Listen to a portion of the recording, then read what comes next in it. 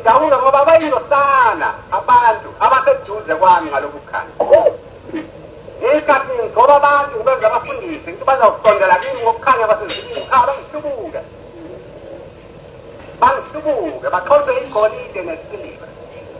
ngesikhathi ngisondeza abakhokheli nabo bangihlubuke ngesikhathi ngisondeza abaphathi nabo bangihlubuke ngesikhathi ngisondeza abashumayeli nabo bangihlubuke manje sengihlala ngedwa